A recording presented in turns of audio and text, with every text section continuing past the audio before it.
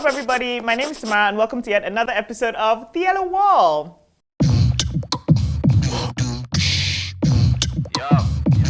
Make I tell the matter. Still an agent butter with this pure water, but no be me go judge.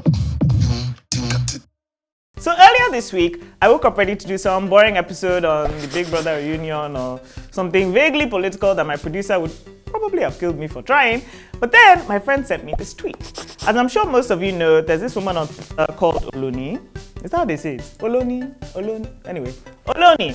She's always talking about relationships and sex and the like. And this week, she tweeted a question asking women if they'd ever poured their hearts out to someone they really liked and what came of it. The tweets came flooding in and really something. Some girl talked for like a good 3 pages, only for the guy to reply her 10 good days later, and all he said is, what are you even saying? Some guys just replied, lol. Some replied, fair enough. The whole thing was a mess. It was brutal. A lot of women didn't actually post their old messages or letters, but they did admit that they had sent, these kind of things themselves. And one of these women was the gorgeous actress and star of our other Accelerate show where I go and be a nuisance every now and then, Shade Corner's very own Makida Mocha.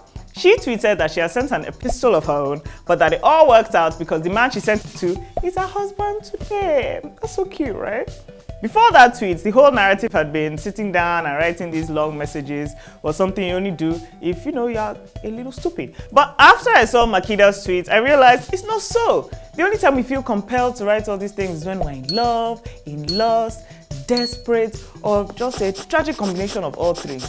I myself have been caught in lust's dusty trap and sent numerous ranting stories to a man who, quite frankly, now I only remember from the waist down. But the point is, I was a complete and total mumu. So today, I want to help all you hopeless romantics out there to figure out if you're a sweet girl in love like Makida or you're just a horny idiot like me. I was going to make this mainly for my fellow females, but most of the guys in this studio right now are even more romantic girls than any girl I know. So this is for both you boys and girls. If you want to send a message telling the person you like that they treat you like trash and it's unfair, don't do it. You're a mugu. Quite a few of the messages Oluni posted had statements like, you make me feel so small, or you never respect me, or you just treat me like garbage. Why? It's not fair. Please, dear, why on earth would you waste good credit or data on somebody who doesn't treat you right? If they can see you in person and be a nonsense, do you really think it's a text from me that's going to make them say, damn, it's true, Sha, let me now behave myself and treat this person like a human being? No, sweetie, it's not so. If someone is out there making you feel insecure, block it fast. It's unlikely they're ever going to change. And even if they do you really want to tell your kids, oh, well, mommy used to be an asshole to me, but I sent her a text and now it's just fine? It's not worth it, dear. Go and find someone who can treat you like the star you are. If you want to send an epistle because you had a fight with your love interest, you're a Makida. In the game of love, people fight. You have disagreements, arguments, blowouts, all that fun stuff. Sending a long-ass message apologizing or explaining why I got to that point isn't dumb or pointless, it's fixing things. But please note, this only applies if the other person cares, because if you have a fight with someone who you've just been hanging out with or just banging, sweetie, don't waste your data or your time because you might just see LMAO as a response and then you want to die. Another recurring theme on Oloni's page was people messaging other people's baes. What's the meaning of that?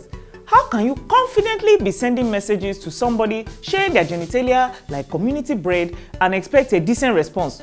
Of course, you're going to chop a la. If your body is scratching you and you really must be with someone else's boo, you better respect yourself and keep it as a physical thing only.